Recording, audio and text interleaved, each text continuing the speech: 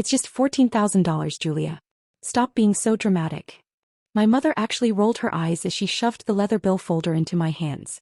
I had just walked into the private dining room. I hadn't eaten a single bite. Yet there sat my parents and 10 wealthy strangers, finishing a feast of king crab and vintage wine, expecting me to cover the cost. Your father's card is having issues, she whispered, squeezing my arm hard enough to bruise. Be a good daughter and fix this. Now. Before I tell you how I made every single one of them pull out their own wallets, tell me in the comments, what is the most entitled thing a family member has ever said to you? 3 hours earlier the world had been white. A blizzard was burying Aspen, turning the drive up the mountain into a slow, blinding crawl. Adam drove our SUV in silence, his knuckles white on the steering wheel. I sat in the passenger seat staring at the text message on my phone. It was from my mother, Susan. Please, Julia. Your father is sorry. We just want to fix things. No drama. Just a quiet dinner, the 4 of us. Please come. I believed her. That was my first mistake. I wanted to believe that the silence of the last 6 months had changed them. I wanted to believe that my father, Ryan, had humbled himself after his last business venture collapsed. So when we pulled up to the Sterling Peak Lodge, I wasn't thinking about defense. I was thinking about reconciliation. The lodge is the kind of place that smells like old money, wood smoke, leather, and exclusivity. The valet took the keys. We brushed the snow off our coats and followed the hostess toward the back. She didn't lead us to a quiet corner table. She led us to the gold room, the private dining hall. The heavy oak doors swung open and the air left my lungs. It wasn't 4 people. It was 12. My parents were at the head of the table holding court. My sister, Alyssa, was posing for a selfie with a glass of champagne.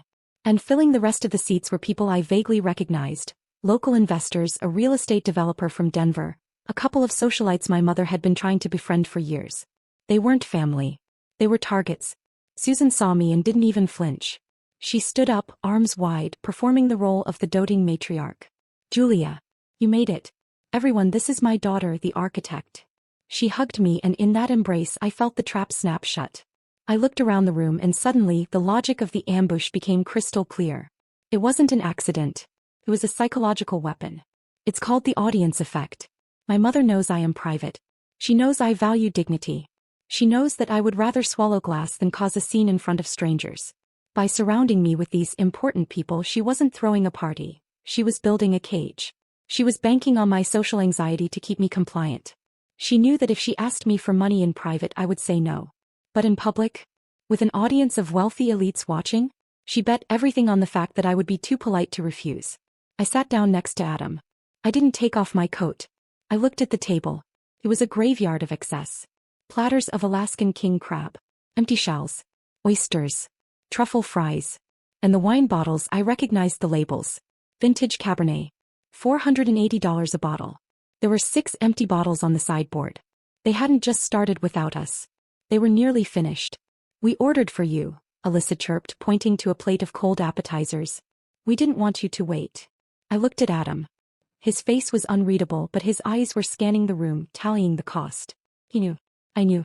My father, Ryan, was laughing too loudly at the developer's bad jokes, his face flushed with expensive wine and desperation. He tapped his pocket every few minutes, checking for his wallet. That was the tell. He wasn't tapping to make sure it was there. He was tapping to reassure himself that the card inside, the one he planned to flash before inevitably claiming it wasn't working, was ready for the performance. I picked up the menu. I closed it. I ordered a sparkling water and a side salad. My mother frowned, her eyes darting to the investors to see if they noticed my frugality. Live a little, Julia, she hissed under her breath. It's a celebration. What are we celebrating? I asked. Family, she said, her smile tight and terrifying. I took a sip of water. I watched them eat. I watched them drink. And I waited for the check to come, knowing exactly whose lap it would land in. The trap was elegant, cruel, and expensive. But my mother had forgotten one thing. The audience effect only works if the victim cares about the audience's opinion. And tonight, looking at these vultures picking at the carcass of a meal I hadn't ordered, I realized something. I didn't care. The silence in the room stretched thin, like a rubber band about to snap. I looked down at the leather folder again. $14,500. It wasn't just a bill, it was a test. My mother was betting everything on the fact that I was too well-mannered to make a scene. She was banking on the training she had drilled into me since birth. Smile, be pleasant, and never ever talk about money in public. A sharp pain shot through my shin. Alyssa had kicked me under the table. I looked up. My sister was glaring at me, her eyes wide with a mixture of malice and panic. She hissed through her teeth, her voice low enough that only I could hear. "Stop stalling. You're ruining the vibe. Just pay it." My mother, Susan, maintained her frozen, gracious smile, nodding at the real estate developer across from her as if everything were perfectly normal. But her hand was gripping her napkin so hard her knuckles were white. "Julia," she said, her voice sugary sweet but edged with steel. "Don't be rude. The waiter is waiting." I looked at the waiter. Then I looked at the manager, Mr. Henderson, who was hovering near the sideboard. He was watching us closely. He knew Adam. He knew that my husband wasn't just a freelance consultant, but the man who signed his paychecks. And because he knew Adam, he knew exactly what was happening here. I looked at Adam. He didn't say a word. He just sat back in his chair, one hand resting on the table, and gave me the smallest, almost imperceptible nod. It was permission. It was support. It was him telling me that the safety net was there if I fell, but the sword was mine to swing. I didn't open my purse. I didn't reach for my credit card. Instead, I picked up the heavy linen napkin from my lap and set it gently on the table. "Mr. Henderson," I said. My voice wasn't loud, but in the dead silence of the room, it carried like a gunshot. The manager stepped forward immediately. "Yes, ma'am. There seems to be a misunderstanding with the bill," I said. My father, Ryan, let out a nervous, booming laugh.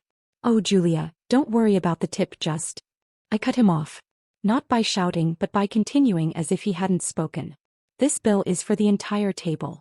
But as you can see, the consumption was hardly equal." The air left the room. The socialite to my left stopped chewing her truffle fry. My mother's smile faltered, the corners of her mouth twitching. "I did not order the Alaskan king crab," I said, my tone clinical, detached. "I did not order the Wagyu beef. I certainly did not drink any of the 6 bottles of vintage Cabernet." I looked Mr. Henderson in the eye. "I had a sparkling water and the side garden salad. My husband had the same." I pushed the leather folder back toward the center of the table. It spun slowly on the white cloth before coming to a stop in front of my father. "Please split the bill," I said. "We will pay for what we consumed. For the rest of the party." I assumed they would prefer separate checks as well. For 3 seconds nobody moved. The audience effect, the weapon my mother had used to trap me, suddenly swung around and pointed directly at her. She had invited these people to witness her wealth. Now she was forcing them to witness her poverty. "Julia," my father growled, his face turning a dangerous shade of red. "What are you doing?" "I'm paying my share, Dad," I said, pulling out my card and handing it to Mr. Henderson. "Unless, of course, you invited these guests to treat them? In that case, the folder is right there." Mr. Henderson took my card without hesitating. "Of course, ma'am. I'll have the bill separated immediately. 12 ways." He looked around the table. The wealthy investors, the socialites, the people my parents had spent years trying to impress. They weren't looking at me anymore. They were looking at my parents. And they weren't smiling. They were reaching for their purses, and the panic in their eyes was absolutely delicious. Mr. Henderson moved around the table with the silent efficiency of an executioner. One by one he placed 12 black leather folders onto the white tablecloth. The sound was rhythmic, almost hypnotic. Thud, thud, thud. It was the most beautiful sound I had ever heard. The moment the bills landed, the room descended into what I can only describe as the black comedy of panic. It was a slow-motion car crash of egos. You see, the thing about my parents' social circle is that it is built entirely on the honor system of fraud. Everyone pretends to be rich so that everyone else will pretend to respect them. But a credit card terminal doesn't care about your reputation. It only cares about your balance. The real estate developer across from me, a man who had spent the last hour bragging about his portfolio in Dubai, opened his folder. His tan seemed to drain away, leaving his face a sallow, clay-like gray. He stared at the total, roughly $1,200, and immediately pulled out his phone. "Damn it," he muttered, tapping the screen with a shaking finger. "Chase is down for maintenance again. Anyone else having trouble with the app?" Nobody answered him because they were too busy with their own performances. The socialite to my left, the one who had practically inhaled the truffle fries, was frantically digging through a purse that I was 90% sure was a knockoff. She wasn't looking for a card. She was looking for an exit strategy. She pulled out a tube of lipstick, then a compact, then a set of keys, stalling for time as beads of sweat began to pool along her hairline, threatening to melt her foundation. It was like watching a synchronized swimming team suddenly realize they didn't know how to swim. My accountant usually handles these expense accounts, one of the investors said, his voice cracking an octave higher than it had been 10 minutes ago. I don't even carry personal cards anymore. I left my wallet in the Range Rover. Another one lied. We all knew he had taken an Uber. Alyssa was the most pathetic of them all. She stared at her bill, then tried to slide it stealthily toward my mother's elbow. But Susan wasn't moving. My mother was frozen, her eyes locked on the investors, watching her carefully constructed social capital evaporate in the heat of their insolvency. He knew. She knew that if they had to pay, they would never forgive her. She had promised them a free meal, a celebration of excess on someone else's dime. Now she had led them into a financial ambush. The air in the room grew heavy, thick with the smell of expensive perfume and nervous sweat. That was when my father, Ryan, decided that if the ship was sinking, he was going to set it on fire. He couldn't pay for everyone. He couldn't even pay for himself. I knew his finances better than he did. So he did the only thing a narcissist knows how to do when cornered. He attacked the person holding the mirror. He stood up so abruptly his chair tipped over backward, crashing onto the hardwood floor with a violence that made the socialite jump. "This is unacceptable," he roared, his face a mottled purple. He wasn't looking at the manager. He was looking at me. "Is this how you treat family? Is this how you treat guests?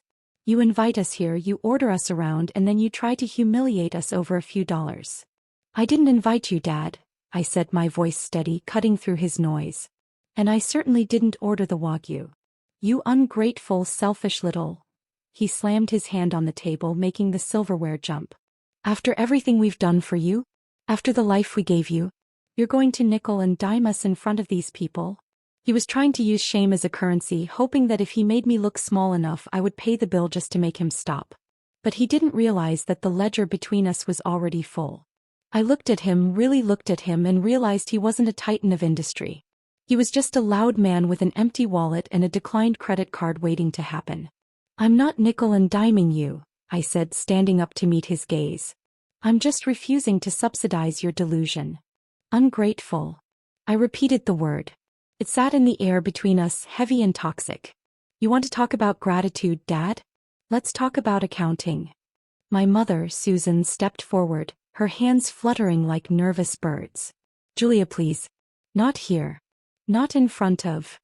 "No," I said, my voice cutting through her panic like a scalpel. "You wanted an audience, Mom. You brought 12 witnesses to watch me pay your debts. So now they're going to watch me audit the books." I didn't raise my voice or cry. I spoke with the cold clarity of a forensic accountant, looking from the developer to my father. "For 10 years I've been the silent investor in this family's fraud," I said. "Let's review the ledger. Item 1. My college tuition. You told everyone you paid it, but you gambled it away in 2008. I worked 3 jobs, took out $40,000 in loans, paid the debt myself, and you took the credit. Item 2. $6,000 for Alyssa's legal trouble in Las Vegas. I drained my savings to bail her out. I was never repaid, never thanked, just mocked while she leased a BMW. Item 3. The $15,000 bridge loan you swore you'd repay last year. You never did. I absorbed the loss because I thought that was the cost of being your daughter.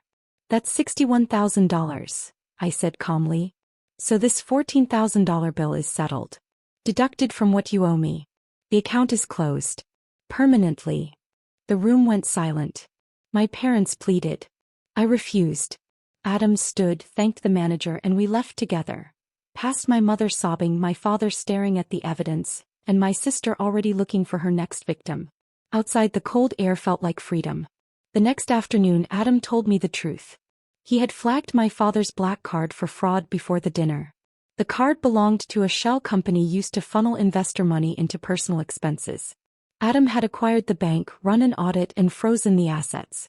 My father hadn't invited me to dinner for reconciliation. He needed me to cover his tracks. The police were notified that morning. When my parents showed up at our door, frantic and desperate, they begged for a lawyer, bail money, and Adam's influence. "I can't help you," I said. "I paid for my salad. You have to pay for your crimes." I closed the door. A week later, Adam and I ate simple pasta in our quiet kitchen. The investors were suing. The money was gone. The illusion my parents lived on had finally collapsed.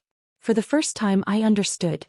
You cannot buy respect, finance love, or sustain a family built on obligation and fear. I didn't save them. I let them fall. And that's how I finally learned to stand.